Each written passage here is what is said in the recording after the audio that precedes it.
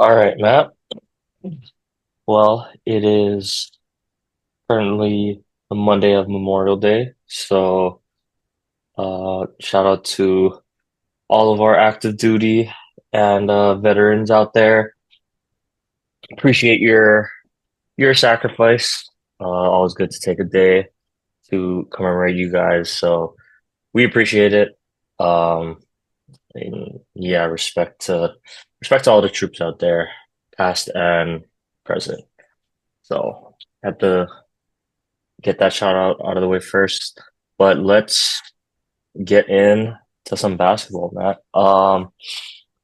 Basically did not have any or I'm sorry, last week we didn't get to talk about any of the games because they hadn't started yet. But now here we are, 3 games on the east side and 4 games on the west side. Um, I mean, pretty much taking out. I'm not too surprised either side, but we'll start with Knicks and Pacers first. We'll start off in the East. Um, I mean, I kind of figured this was gonna go, be a really fun, down to the wire type of games. Almost every game, I would have been really surprised if there would have been like a blowout, or anything like that. And so far, I mean, I would argue that has been the more exciting series, just in the Oh, hands sense, down. yeah, just in the sense of, I mean, you got two teams, they know each other really well. Um, the old school rivalry, and I mean, just the finishes to all 3 of those games so far, have been insane. But we would be remiss to not talk about that first game, Matt. Game. I mean, game one, what a way to set the tone for the series for Indiana, right? Obviously, this was all last week, but everyone's probably seen it by now. The Tyrese like step back, and then you can almost say it was like reminiscent of that like Kawhi Leonard shot. Um, It's a good comparison. yeah. So the Kawhi shot, and also a little bit of like the toe on the line. What's it like the KD. KD one? Yeah. So it's like a little bit of both combined. Um, but I think it's pretty safe to say, especially looking at these past 3 games, like no lead is going to be safe uh, until the fourth quarter. Because I think New York had a big lead in that game one. They kind of blew it. Then you look at that game three, Indiana had a big lead, they blew it. So it's going to be like a good series the entire way.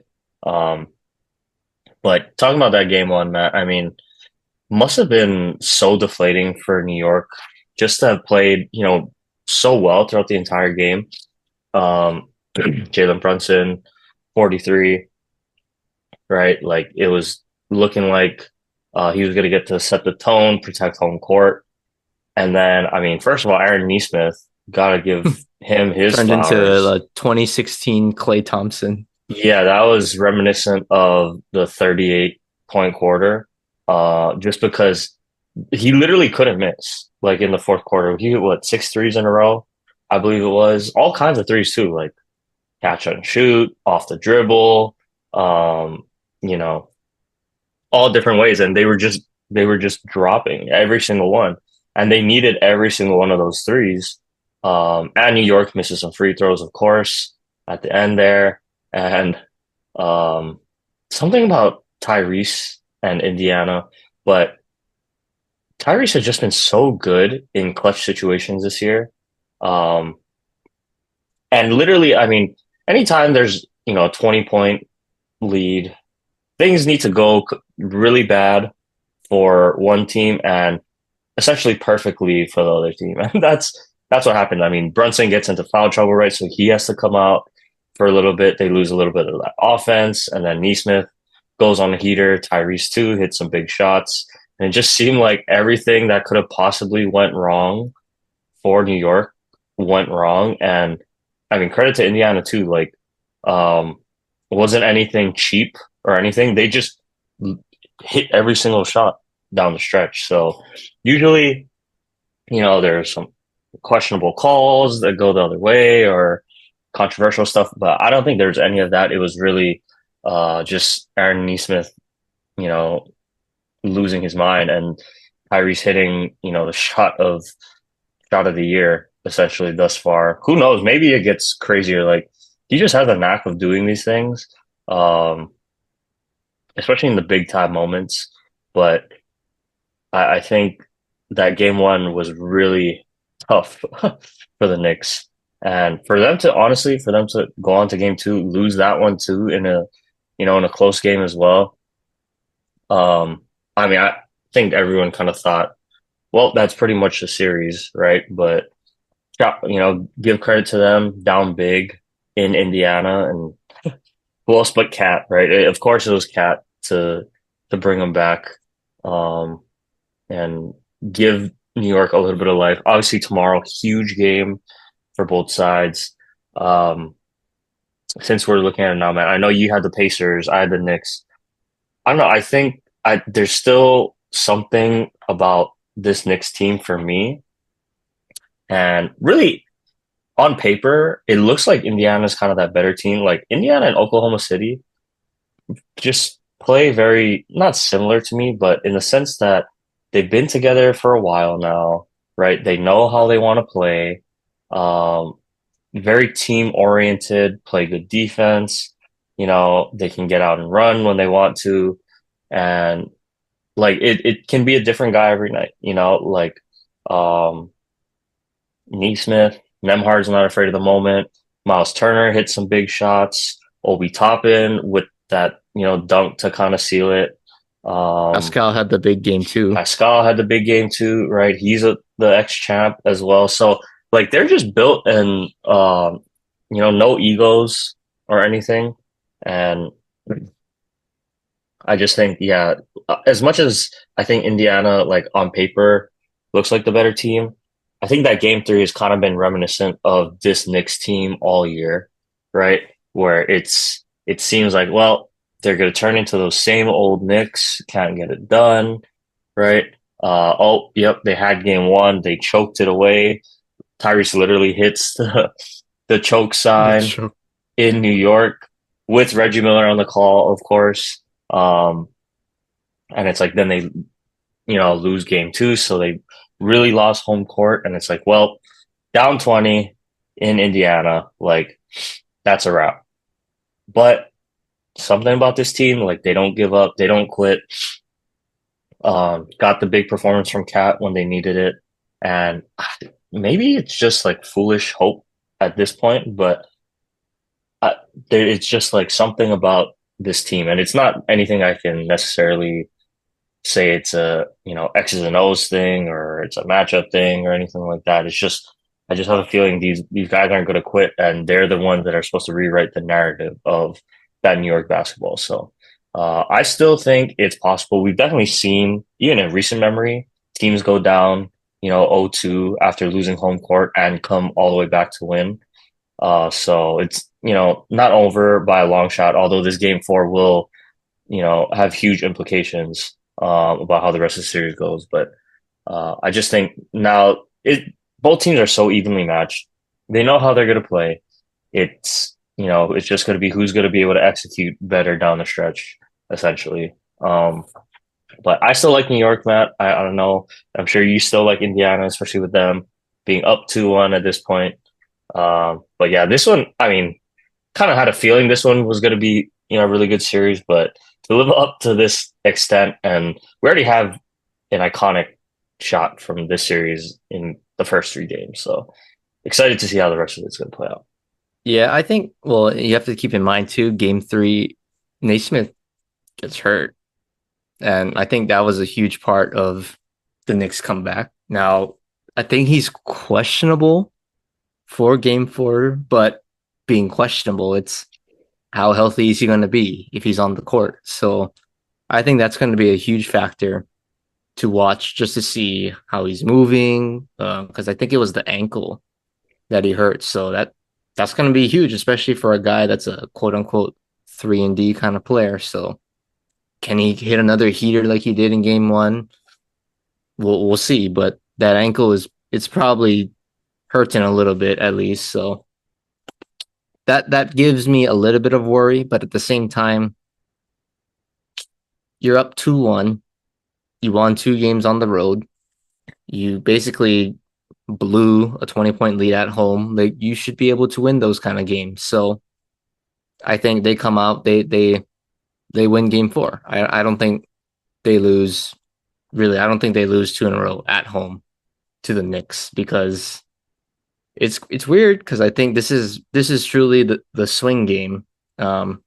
Just in terms of momentum because credit to the Knicks because the way that they won the game was kind of the way that almost in the sense that they had to, I think. Because it kind of takes a little bit out of Indiana because of you were up 20, you were dominating the game, and they literally stole it from you, just like how Indiana did in game one. So I think that gives New York a little bit of confidence, like, okay, like maybe now it's our turn for this momentum thing to go our way. But Indiana still has to feel confident um in this situation, I think.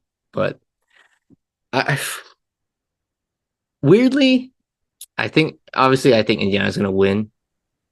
I still wouldn't be surprised if this goes to seven. Like Oh yeah, Indiana's, I I think definitely think it's Indiana going in to seven. seven. I'm gonna say Indiana in seven, but Yeah, yeah, I I agree. weirdly have a feeling. Yes, Indiana's gonna win the series. I'm sticking with that, but the series is just too good to go 5 games, Hmm. 6 games. Like I don't know. We'll talk about the next series, but that OKC Timberwolves series, it just doesn't have the excitement that you wanna like as a casual. Like I'm gonna turn on this game and just watch a basketball game. Whereas this is like, yeah, like fourth quarter, yes, I'm watching 100%. So I hope this does go to seven. Just I mean I have no horse in this race, so I want to see good basketball, good exciting basketball. But Indiana still feel confident. They still have home court. Yeah, So and honestly, the other part I just wanted to touch on that you brought up, like the Knicks having to feel good. It wasn't a crazy like didn't take a heroic Jalen Brunson 35, 40 point game to come out with the win. It was Cat, and I think that New York needs him to be especially effective. Um, he can get it going. Like, don't get me wrong, OG can hit shots. McHale can get hot. Josh Hart has the capability always, right, to be impactful, and mhm. he can score if he needs to. But really, to get Cat going like that, and I think if he can get a little bit more aggressive earlier into the game, I think take a little bit of the load off of Jalen in those first 3 quarters, so that when it's time, a literally clutch player of the year can come up and do his thing when they need it. But don't get me wrong, like I said, I really like this Pacers team. Either way, I think either team is going to be deserving. Whoever comes out of this series, and I know all year it's been talk about the West. Oh, whoever comes out of the West, whoever comes out of the West. But I mean, really, with how these two teams are playing right now, um, either of them are easily capable of winning championships. So we'll see how tomorrow's game plays out. It's going to be a fun one again, I'm sure. Um, but Do you yeah, like the we'll have to wait and see for that. Do you like Thibodeau's change in his rotation? Because game three, he's kind of switched it up. Like he played 9 deep, which is really unusual. I think even like they said, Kenny said he wouldn't play 9 guys on a baseball field. Like, but he's Josh Hart goes to the bench. Mitchell Robinson starts. I see Landry Shamet got some run. DeLon Wright gets some run. It's like, whoa, like what is Yeah, going Delon on? Wright out of nowhere is kind of crazy. I mean, you figured McBride, right? You figured Robinson, but then throwing him into the starting lineup, I think is good. Honestly, Mitchell Robinson has played really good defense, I think, throughout these entire playoffs in general. So I think it was good to get away, to get him minutes, like impactful minutes early. Because Indiana's not afraid to do the whole Haka Robinson thing, Yeah. right? I mean, that deservedly so. Like it. it's just part of the game that sometimes it's pretty boring to watch. But I mean, You're trying to win the it's game. trying to win, right? Like sometimes we don't care, or teams don't care how it looks as long as they come out with a W at the end. So, but yeah, interesting change up there. We'll see if Tibbs sticks with that. I'm sure, maybe he does. Maybe he just kind of realized like, hey, we need to get our guys a blow a little bit, you know. Um, and hey, it worked out for them. So it'll be interesting to see if he sticks with it though. I'm kind of curious about Yeah. that. It's all about Cat too, because obviously with Robinson down there, Cat goes to the four. He's not a shooter by any means. So, he's kind of, you could say, clogging up the paint offensively. But I think defensively, he's a rim protector. He kind of slows the game down a little bit for the Pacers, right? Like you can't just go run and gun, You're gonna have to meet this guy at the rim, and he's a shot blocker. He's gonna contest shots. So it's kind of like that trade off, right? Like, yeah, defense might be a little better, um, but offensively, especially for Cat, it's like, well, it's kind of like playing in Minnesota with Gobert. So maybe more outside focused. Um, but I don't know. I personally like Cat with spacing and him being more of an inside player. Like obviously he's gonna pick and pop and shoot threes, but it's just I don't like when he gets too 3 point happy, especially like when in Minnesota days when he was a little younger, where it's like, Cat, I know you're trying to prove that you're the best 3 point big, but you don't have to take every single shot has to be a three. Like you have a very big frame, solid, strong, down low. Like let's use that size a little bit. I think so. I think that's the only issue with Robinson in is Cat offensively doesn't have the space, I guess, to navigate down low as much, and really for anybody, because that keeps Miles Turner right there in the paint waiting for you. Yeah. Okay. Yeah. Well, like I said, see how tomorrow's game goes. It'll be interesting. Um, and yeah, gonna be a fun rest of the series either way. But why don't we hop on over to the Western Conference side now?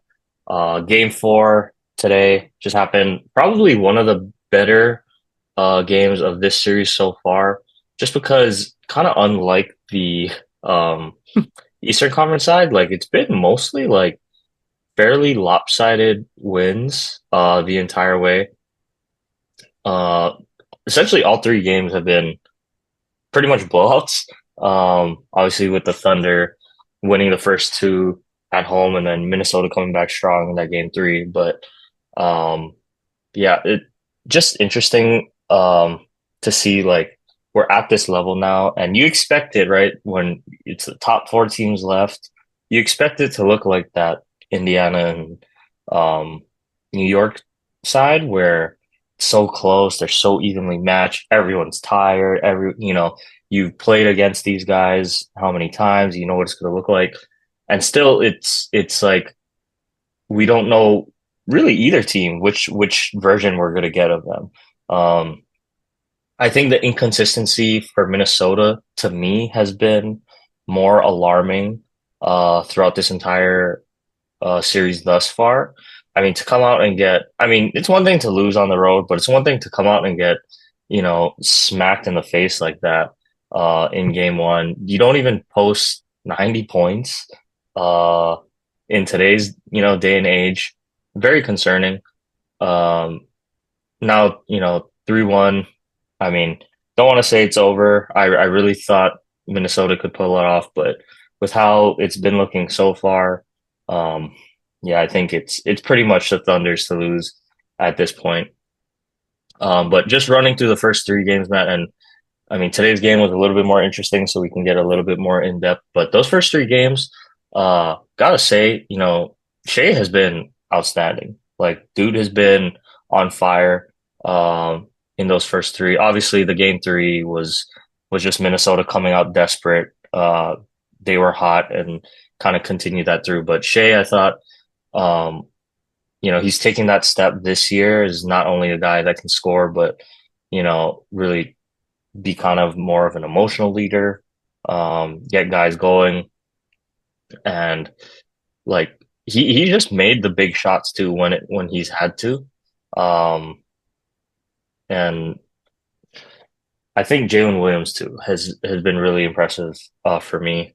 A guy that I kind of favored Julius Randle a little bit as that X factor ish player, the one that's gonna step up. But thus far, I think Jalen Williams has had a really great series. Um, he's been contributing a lot, whether it's rebounding, whether it's scoring when he needs to. Um, and I mean, dude was an all-star for a reason, right? So uh, overall, just kind of like it's a weird fit between these two teams. Like you would imagine they'd match up pretty well, but it really is kind of just like who's gonna hit shots tonight. Sometimes either of these teams can go cold, as we've seen thus far. So yeah, those was the first three games, but at least today's game was a little bit more exciting, I would say.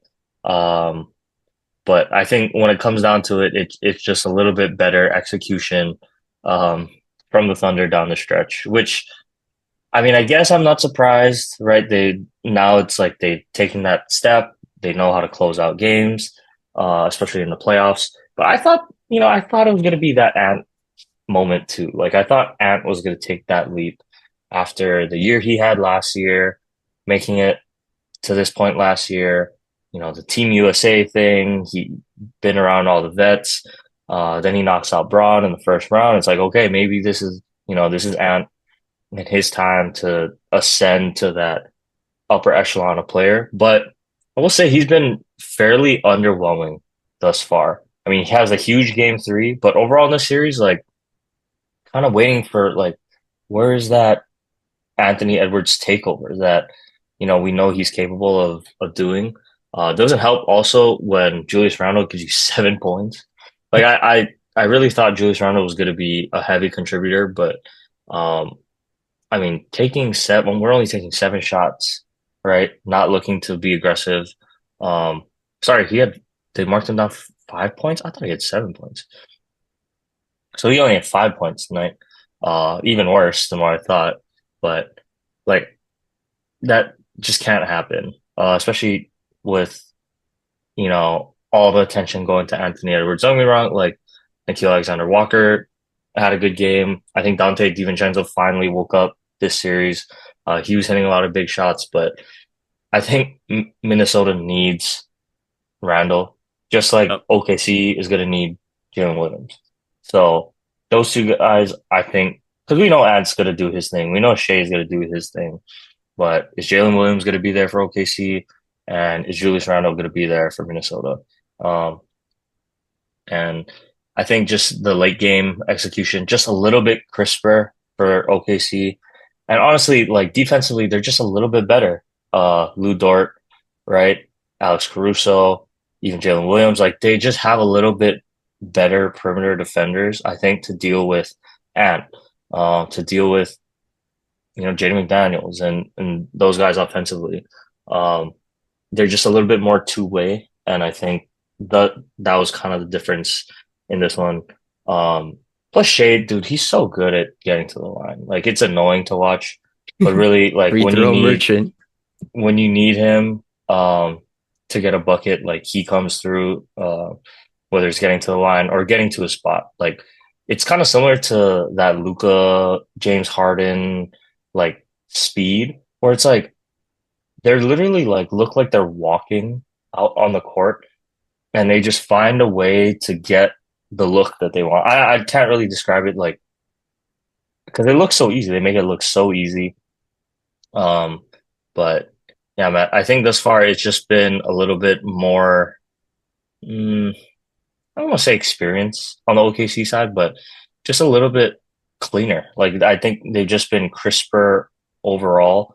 Um, but I was really surprised because I really thought like this Minnesota team had finally figured it out and they knew how they wanted to play. And, if Gobert can step up and he can play well, and, obviously Mike Conley, the kind of vet leader of that team, you got Naj Reid, DiVincenzo, and Alexander Walker off the bench. Like that's a solid group. But I think I've been a little bit more than anything thus far disappointed in the play of Anthony Edwards. Um, and like in game four, we can't be taking 13 shots.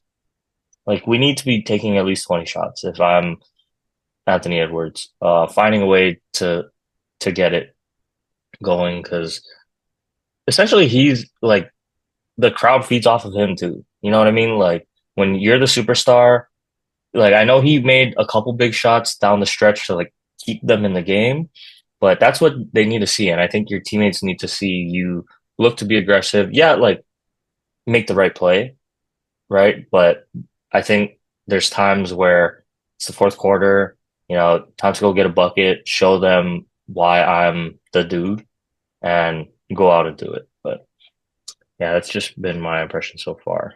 I think Julius Randle has been like obviously Shea is outplaying Ant, but I really think Julius Randle is a huge piece of why it's 3-1. Easily this series could be 2-2. It could be heck, maybe 3-1. We don't know the other way. Um, but Julius Randle, even going back to the Lakers series, right? He was probably their most consistent player. It wasn't Ant. Like I said the Thunder would win because I can't trust Ant. And I saw it with the Lakers, even with against who did they play in the second round? No, I'm blanking. They played the Warriors. But even with no Steph Curry, it's like he still has these like peaks and valleys. It's like ugh, it's a little frustrating because he's so good like when he's on, but it's just like he has one or two games a series where it's just like, what are you doing? Like how do you play so well and then you don't? It's like the Jalen Green treatment, like kind of like that. Not as Mm, extreme, but for Ant, it's like we have that expectation. right. He's a superstar, face of the franchise. Like we're just holding him to a higher standard. So but that was really one of the reasons why I picked OKC. But Julius Randle, going back to him, he was so consistent against the Lakers and really for the most part against the Warriors too. And then here it's like ah, and you got to give credit to Thunder defense too. But this was a 1 for 7, and then he got benched in the other game. So just yeah, just truly disappointing. And this one hurts too in game 4 because Jaden McDaniels plays well. And then obviously off the bench, when you get this kind of production off the bench from two guys, you got to bring this game home. Like this is everything was handed to you on a silver platter. Like you got the bench production. Jaden McDaniels is giving you, number two, number three um, level of play with his offensive contribution. Obviously, his defense is great too, but everything was there. And then Ant is kind of like, playing a little, let's feel out the game a little bit too long, I think. But Julius Randle, man, like, come on. Like, everybody else did their jobs except for the quote unquote superstars. And in this league, in any sport, football, baseball, basketball, soccer, if your superstars don't come to play, you're not going to win the championship.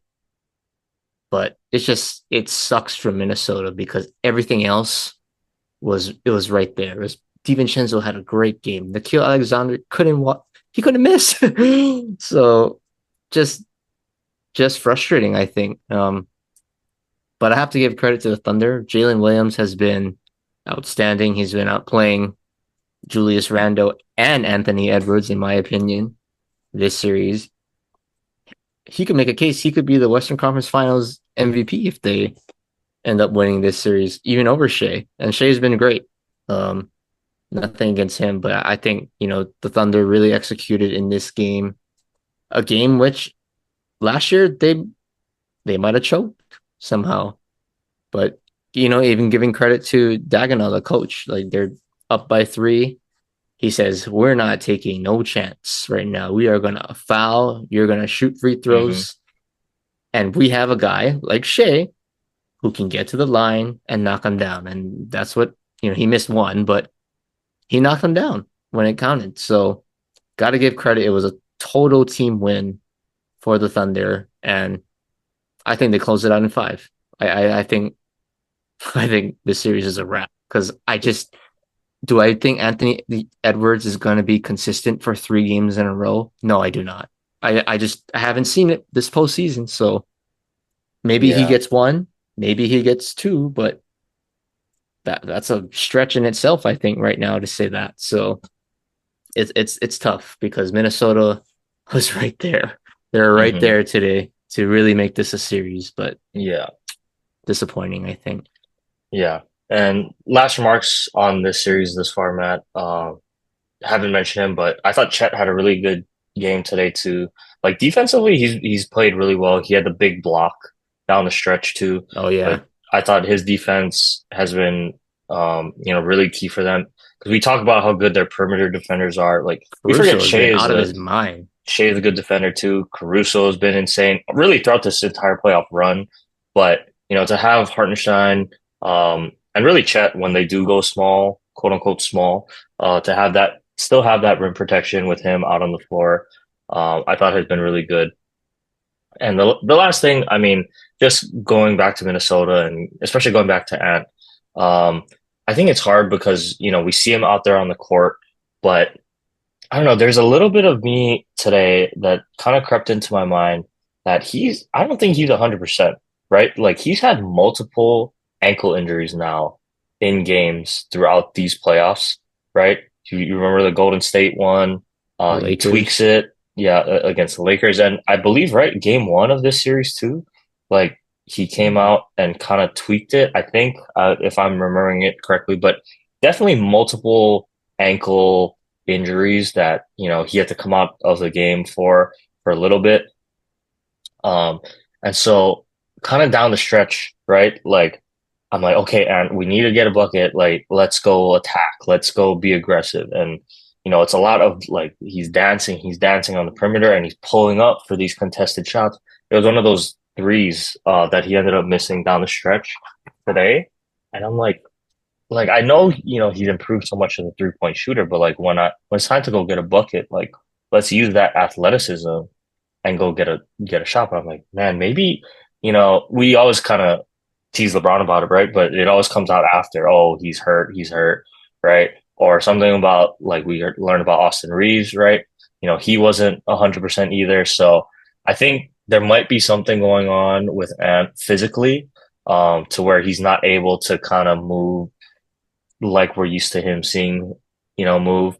So maybe that's just enough to take him out of his game and out of his rhythm thus far. But I mean, if he can't be himself and be at like, yeah, like you said, Minnesota maybe steals one more in OKC somehow, which I mean I doubt at this point. But even if that does happen, if Ant's not, himself, then this series is pretty much over. So we'll see, but I think I'm on the same side as you. I think OKC probably closes out in five. And Yeah, in a way. yeah, I mean, going back to I'm gonna almost put a bow on this series that it's gonna end in five. Like if I was betting, I would pick OKC to win in five now. But I'm just praying, in a sense, Indiana wins in seven.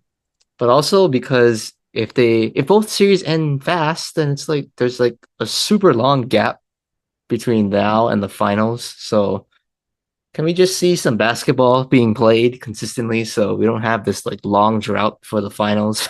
Like yeah, that's I true. don't know. That's just my take. Like it's nice having like you have a game every day.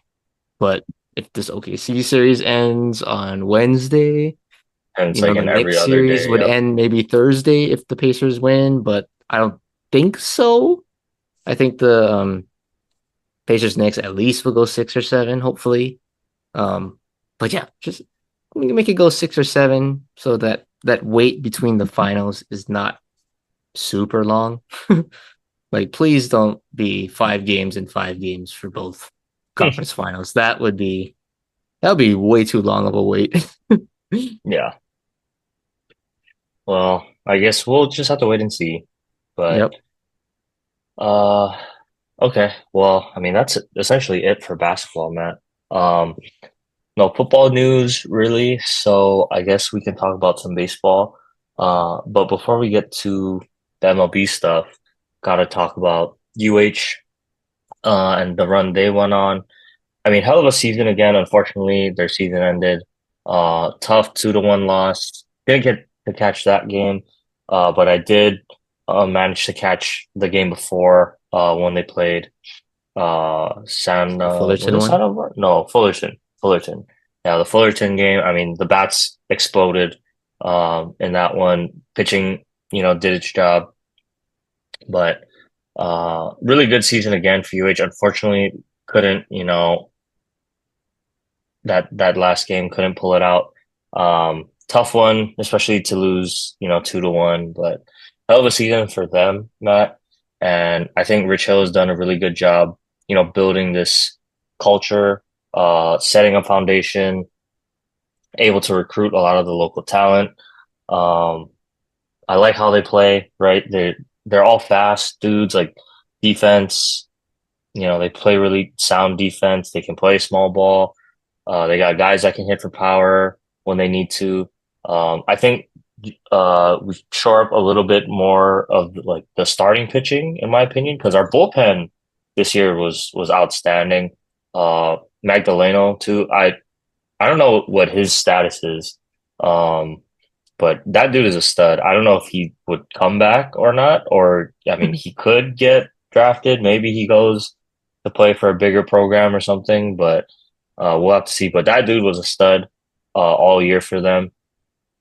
Um, but yeah, I think just if they have I forget who their ace's name is, but he's the true freshman, I think. Cooper Um, Walls. yeah, yeah, yeah. So if he say he's coming back already? I don't remember if he said he's coming back already, but I didn't hear um, anything that he was leaving, yeah. so So I would I'll leave it at hope that. and imagine that he comes back. That would be really good. They did have a lot of seniors, right, on this team, so the starting lineup for most of the year is going to look a little bit different next year. But honestly, like I have faith in Rich Hill and in this coaching staff and in this program right now to be able to find, talent, develop them, and continue to improve year after year. So, uh, it was a good season. Tough that, weren't able to get that automatic bid by winning the tournament. But I mean, even in their losses, right? Like against Irvine, they're potentially an error away from winning that game. And then, this most previous game, like anytime you lose by one, it's tough, right? But I Oh, mean, it was a hell of a season. So, yeah, they.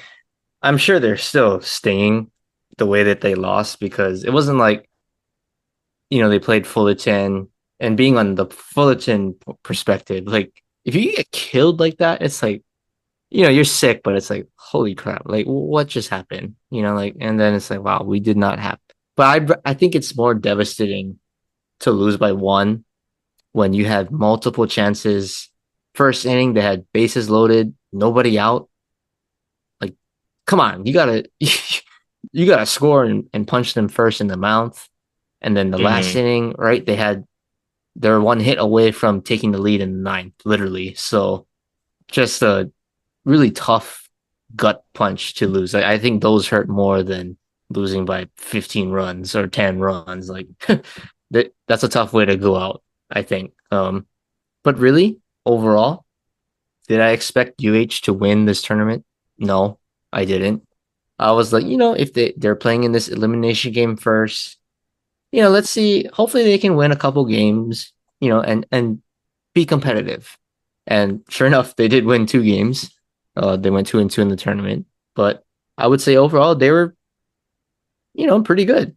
Not the result they wanted, but they were competitive. They left it all on the field, and that's really all you can ask for a gritty team like that. So I'm happy with the team's progress. I think with Rich Hill, it just seems like every year he's been improving, improving, improving, and now we finally get the first year of the Big West tournament, and it's not like they went one and done, or they were just getting demolished in their losses. Like they were right up there with Irvine, and Irvine kind of gave them spankings in the regular season. So for them to just not be afraid of the moment and give them a punch, like that gives me hope for the future, I think.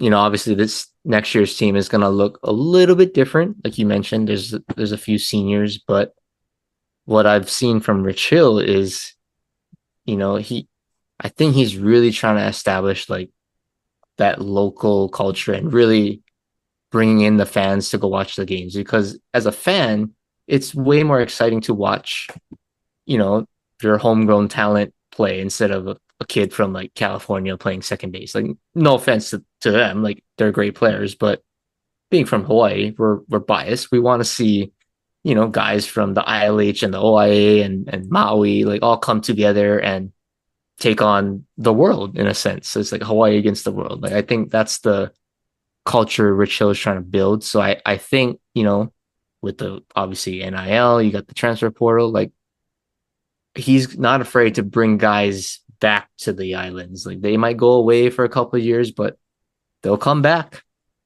and finish their career in Manoa. So I think Hmm.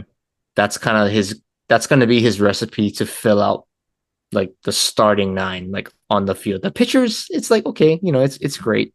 But I think the position players, like we want to see as many local boys playing every day. That's what makes it exciting right now for Rich Hill. So hopefully he can recruit some guys in the portal, bring them back home, and obviously, keep these high school seniors home as much as possible. But overall, I would say a great season for the University of Hawaii baseball program.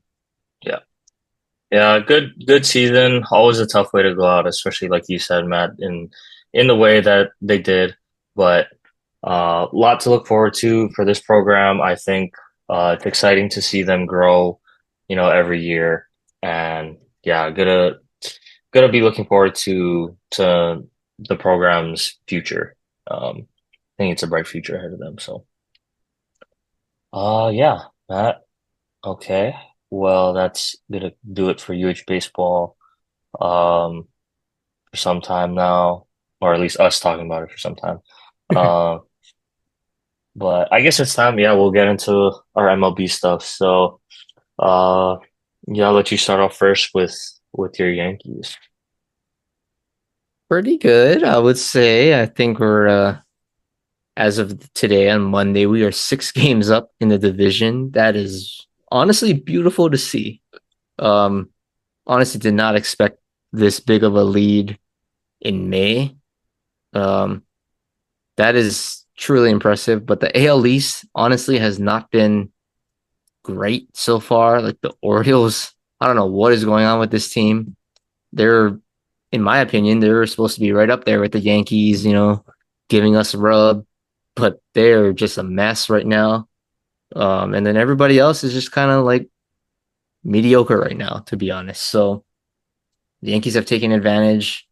Obviously, we played the Rockies last series. We're playing the Angels now. They win game one, which is great. Um, well, honestly, I'm looking forward to playing your team this weekend. I think that's going to be truly a good test for us. Obviously, exercise some demons a little bit.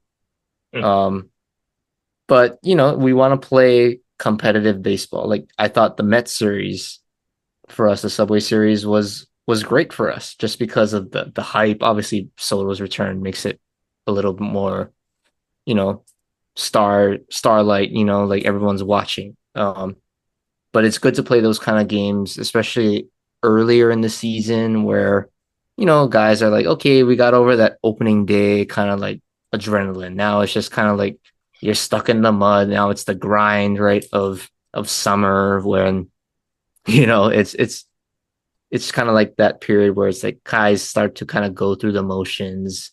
They're not really playing for anything. They don't have that August, September, like, oh, it's the final push. But I just think, playing the Dodgers, playing the Mets, playing, hopefully we play the Tigers. I don't know.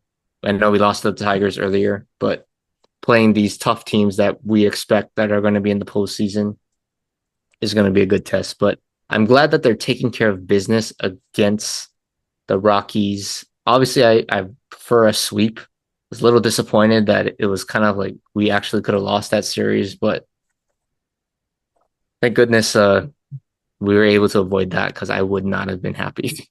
You lose to the Rockies. I can't believe you Like, guys dropped a game. That's yeah, pretty like I was embarrassing. like, I always say the goal is to win a series. You win two out of three, three out of four. Great job. Like, honestly, that's great. It doesn't apply for the Rockies. Like, you gotta Yeah. sweep, you have to sweep them. And yeah, we won the series, but that was the only part that's really been the stinger. Um, in the last couple weeks, they beat the Angels tonight, so hopefully we can win, at least one of the next two to give us some momentum going into Dodger Stadium. But I'm glad that certain guys are kind of picking it up now. Like, Grisham's cooled off just a little bit, but that was kind of expected. But the guy that I'm really happy for is Cody Bellinger is heating up. Maybe he's getting over his food poisoning and his back injury, but he's giving Aaron Judge some protection, and I think that's just so big because we all know that Aaron Judge is he's just a monster right now. So any protection he gets is going to make his job just a little bit easier. But him and Goldie have been awesome so far, and really the pitching has been great. I mean, Ryan Yarbrough throwing like 85 miles an hour today. He shut down the Angels. He gave up a leadoff home run to Neto, but after that, he was he was locked down. So I don't know. Maybe guys, we're seeing 98, 99 with movement, and you see a guy throwing 82 consistently. It just kind of throws you off a little bit, gets you out in front sometimes. So yeah, he was great. Will Warren's been good. Obviously, Max Fried and Rodon have been, for the most part, outstanding all year. But we're getting close to the return of Luis Heel. I think he's gonna start throwing off the mound soon. Maybe he'll start his rehab assignment in a couple weeks. Jazz is coming back, I would think, within the next 1 to 2 weeks. So help is on the way. But 6 game lead, second best record in the AL right now. I think we're like a game back of the Tigers for the best record. So not going to complain about that at all. But I'm really looking forward to the Dodgers series because we need tests for the Yankees perspective to keep this like edge going. So I want to exercise some demons this week. Well, yeah, I'm sure, a lot of the returning Yankees are going to be extra motivated for a June, series or end of May series. So it'll be good to watch. Um, but just touching on the Dodgers a little bit, Matt, I mean, not really a ton to say. They had a little bit of a disappointing road trip to when they faced the Mets. So the Mets already got their revenge. I'm guessing the Yankees are going to want their revenge too.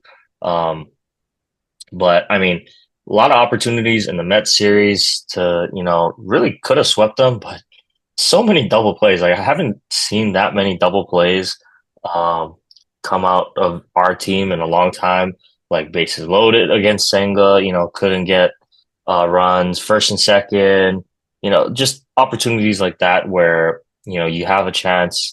And more times than not, right, when you can't score runs or put up a cricket number when you you should, that's what ends up, coming back to bite you in the end. And essentially that happened. At the same time, starting pitching has been a struggle this year, to say the least. Especially no Glass now, no Snell. They can go on and on and on. But I mean, overall, like nothing too much to complain about. We are probably gonna have to hit our way to wins more often than not. At least until the starters come back fully healthy. Um, They did bounce back today, though. It was nice against the Guardians. Guardians, another quality team as well. So to go on the road, do that. Shohei starts it off with a home run. I mean, pretty good, I would say. So nothing like I'm not too high or too low right now, but just will say I am excited for when Tommy and like Teo can get back to playing at like 100% because I mean, just looking at this lineup right now, um, if you go any order of Shohei, Mookie, Freddie, and then Teoscar, Will Smith. Um, I guess you can go Muncy, Pajes, um, Tommy Edman, and like Haesung Kim. That's a solid lineup right there. Um, a lot of guys with chances to deliver. If Max can just get it going a little bit against righties, that'd be good. Then you throw in Kike against lefties. Like that's a pretty solid lineup. You have Miguel Rojas in for pinch hitting or defense or whatever the case is. Um, but I really like that lineup, and I think we just need to get Mookie back on track. I don't know, Matt, if the shortstop has been hurting him at all this year with the average wise, but you know, following Dodgers Twitter, like he is slower. That's a little bit concerning. I don't know what it is, He's but older like, too. I mean, he is older, obviously, but like losing a little bit of that athleticism is a little bit concerning, I think. Um, Especially because he's not the biggest guy, so he's gonna need to use all of his body weight to generate power, right? It's not like Shohei where it seems like he can just be out in front, Toe tap and flick it. flick his bat head out of the ball and hits it oppo for a home run, right? Like Mookie can't do that, so uh, I think it's a little bit concerning with the average and stuff, but I mean, it's Mookie Betts. I think he'll figure it out. I don't know if it's the daily routine or the mental grind of playing shortstop kind of cutting into the batter's box. But like I said, I trust not only Mookie, but I trust the Dodgers organization too to get his routine right, do what they can to support him because he is a pivotal piece of this team, and we need him to be going. Um, especially Teo's over 300, Will Smith's over 300. Freddie Freeman's been the best hitter essentially in the National League thus far. So, I mean, as long as Mookie can kind of get back on track, um, I think we'll be solid. Um, but yeah, Matt. I'll say Other than this that, one I thing mean, about Shohei. It's kind of just crazy that he has, I think Aaron Judge has 18 home runs and he has 19. It's just kind of like he hasn't been hyped up, I think, this year as much. Like, and it's kind of just crazy that he has 19 home runs. I think he yeah, has like he's on he like had the same pace that he 11, had for yeah, stolen steals base too. wise, yeah, same pace as the 50-50 last year. He's actually ahead of his home run pace from last year. Average is a little bit down, but the OPS is still above one.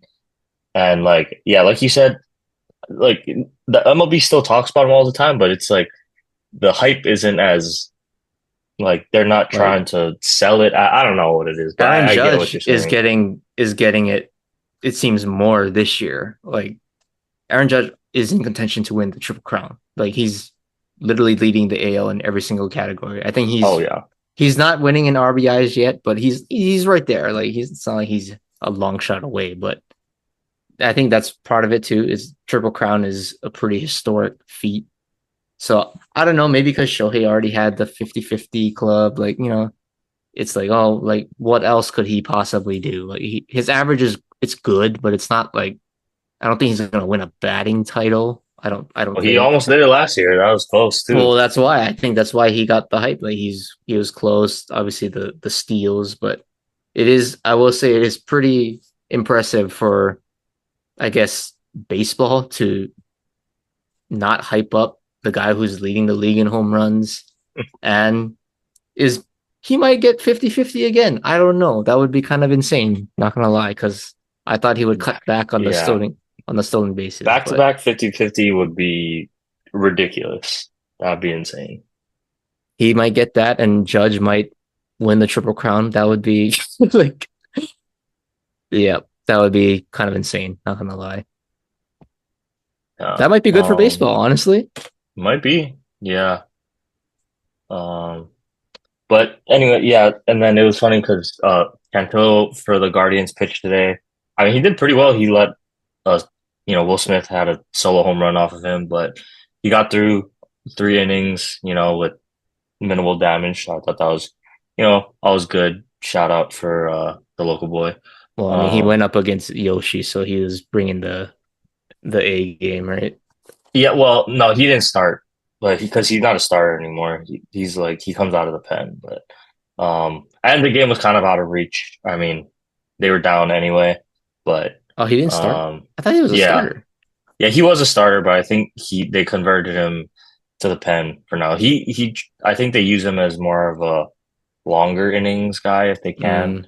Bottom Um, relief guy. yeah, but he did get Shohei out, so that was, I mean, hey, Save the that's ball. always cool, right? Yeah, save the ball, save the ball. Um, but yeah, Yoshi, dude, I mean, was I wanted to get to him. He's been insane this year, like so in command, so comfortable compared to the start of last year. And it's like you really feel that feeling you get when there's an absolute ace. Like I'm sure it's the same when Garrett Cole is right, and you see him on the mound. It's like, oh, okay, we're gonna win today, like kind of So thing. I You know feel what I that when mean? Max Fried pitches right And now, now, it's like when, yeah, exactly. It's such a good feeling to have, right? Where you know that it's going to be a good day when you see them starting on the mound. So he's been insane. I think deservedly the Cy Young favorite at this point, even over Skeens, which is kind of insane. But I think Yoshi's deserving of that. Um, but yeah, like I said, some weird games. Also, I don't know, man. Like, I don't know what happened to ESPN over the years, but like their broadcast, it's weird, just weirdly difficult to listen to now. Like the commentary is so random sometimes, and like I don't know, I don't know how it got like it digressed, but it's kind of not so good to that's why listen to they're anymore. not doing it next year. Yeah. Weird rules this weekend against I mean, that Mets series was just wonky, right? They had the 13 inning game and it was like weird rules and like obstruction calls and like just weird play. I don't know. So like I guess New York needs all that to go their way. We'll say it was interesting to see Juan Soto too look this bad.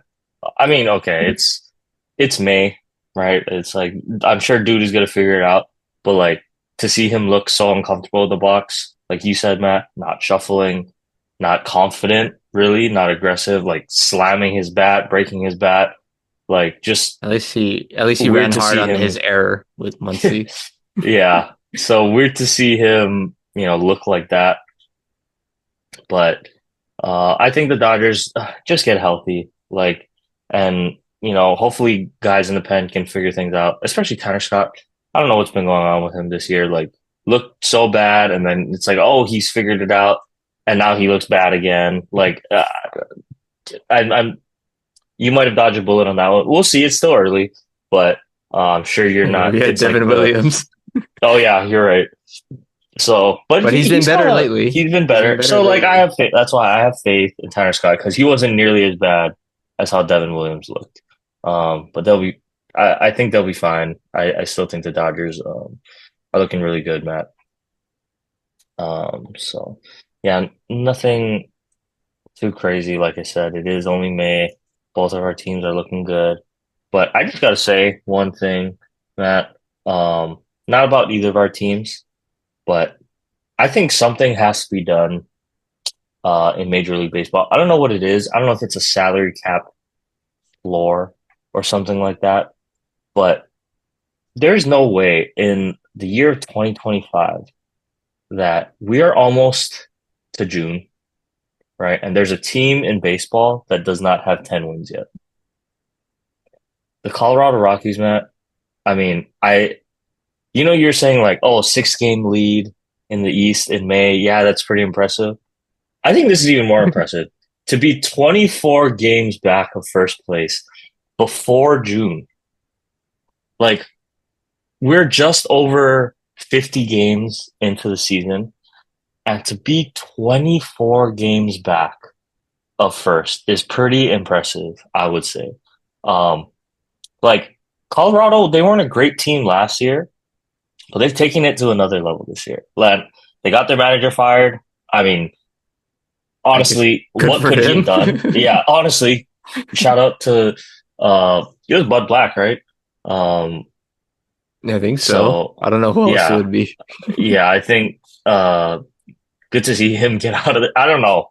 I don't know, man. I don't know what is needs to be done to fix this team, but Charlie this is Blackman called it a career last year. yeah, like this is absolutely embarrassing. I can't really fathom it. For a team to be this bad in like today's game, where there's so much talent, right, to go around, I feel like, and to not have 10 wins by like where we are in the year now, 2 months it's in. pathetic. It's like it's so pathetic to see. Um, but I mean, my like their differential on the year minus 173. Like minus 173, almost minus 200 before May is over. Like I really can't even fathom how bad that is. And I feel for all those Rockies players, Rockies fans. Like I don't even care that they're in the division. Like I pity them. Like I really do pity them. Um, but something got to change. And like kind of shifting over, if Pittsburgh lets Skeens walk too, like I'm sorry, but so or like like they trade him for cash or whatever. I don't even know. Like that's ridiculous. I'd be pissed off if I was a Pirates fan. I mean, if he What comes if to the he Dodgers, trades to that'd the be great. Dodgers? Yeah, No, that's what I was gonna say. I'll be happy, of course, but like that's more egregious than Luca to the Lakers. You know what I mean? Like that's like trading Luca to the Lakers for a second round pick or like something like that. I don't know. But yeah, I think something's got to be done because there's too much talent for a team to not have 10 wins by this point in the calendar year, Matt. So, Yeah, I think they're um, doing worse than the White Sox did last year, oh and they were bad yeah, too. yeah, and also what's going on with Baltimore?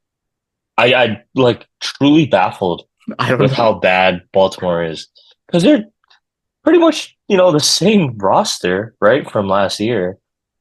Well, they I think lost the pitching has hurt them a Burns. lot. Yeah, their Yeah, pitching has been bad. Outside of Bautista, and it's been bad. the rookie, the older Oh, Japanese rookie, Sugano. Sugano. I think he's been their best starter this year. But I mean, for them to be 19 wins when I mean they're 14 games back of the Yankees, and we thought, I mean, they were going to be in contention for, I mean, the AL, right? We thought they were going to be one of the top teams in the American League. Um, so kind of interesting. Maybe they'll get things going, but they got a steep battle already in May. Um, well, I think that's all I got, Matt. We can go ahead and start to wrap it up here. Um, All yeah, right, quick hitter time. yeah. Okay, well, it's actually kind of funny that you brought up the Rockies because the Jerry Jones Award winner is a Rocky. It's Adele Amador, I think, the second baseman for the Rockies. So on Saturday when they're playing the Yankees, that was the really bad game for the Rockies where they just kind of like were being the Rockies. But I thought they had, a couple errors, they threw the ball away, comebacker to the pitcher, they're throwing it around the bases sometimes. But I thought the craziest thing I saw was when Paul Goldschmidt was hits a, line drive, right center field, clean base hit. You see on the Yes broadcast, like there's this thing that just kind of goes in the air. It's like, oh, is that like a bird or something? Like, what the heck is that? And then they show the replay. Second baseman throw like he like launched his glove into the air. I was just like, what the heck? Do they know that? Does he know that's illegal? Like, that's what I was saying. Like, can you even do that? I don't think that's allowed, right? You can't throw like to stop the ball. That's like what you do when you're shagging balls. right? And you don't Yeah. want to go chase after a ball, like you Like it's throw on it in the air. Twitter. I just laughed. I was like, this is real? Oh my gosh.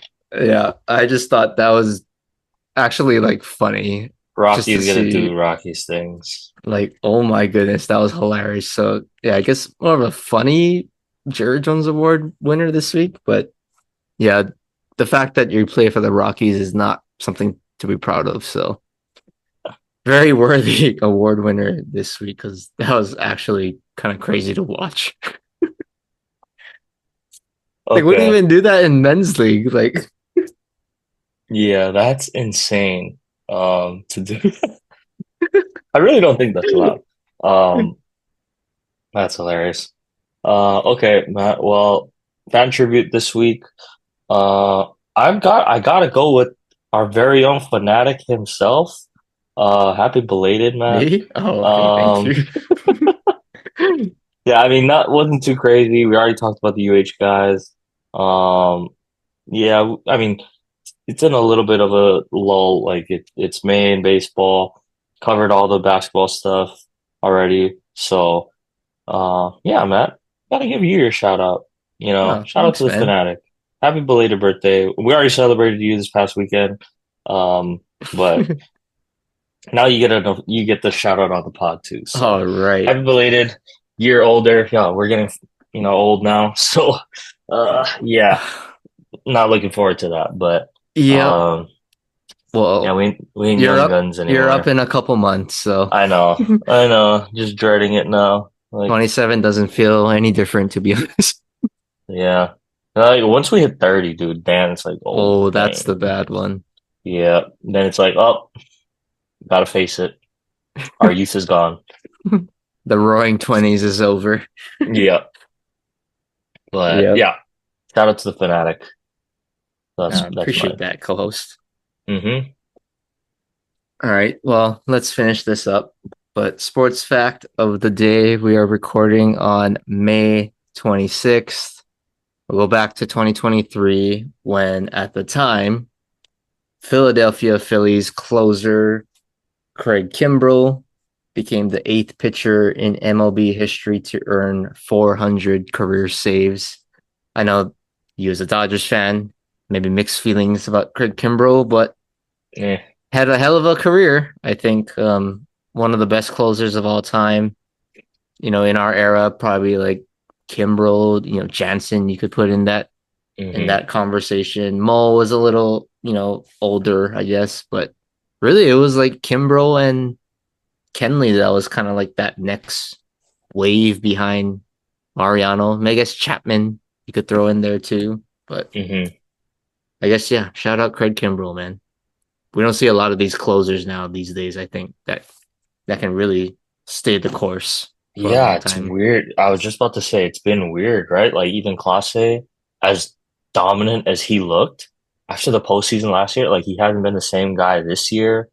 Um, like Devin Hater, Williams, Devin like Williams, like Hater. guys have just been a little bit off their game. So, uh, yeah, it kind of makes you appreciate the stuff like Kenley was doing with the Dodgers or what Kimbrel was doing, um, for a long time, right? So, um, yeah, weird transition of the relief pitcher and closers in baseball now. Like even Tanner Scott, like the coin flip from last year, like complete.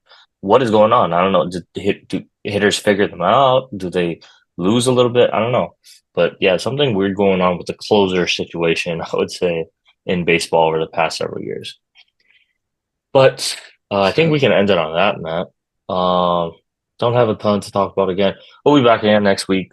We're winding down on, the season four and foreseeable future of the pod. But like you said, um, yeah, just got other stuff we need to do. we'll Gotta take end it care of with a business. bang, Like I though. We'll said, end it with a yeah, bang. yeah, we're not quite there yet, but when we do get there, we'll do something fun. Try to figure out what we want to do. But yeah, man. Okay. Well, I think that'll do it for us. So appreciate everyone again, as usual. Thanks for listening. Have a good week. Stay safe. and we'll see you guys next week.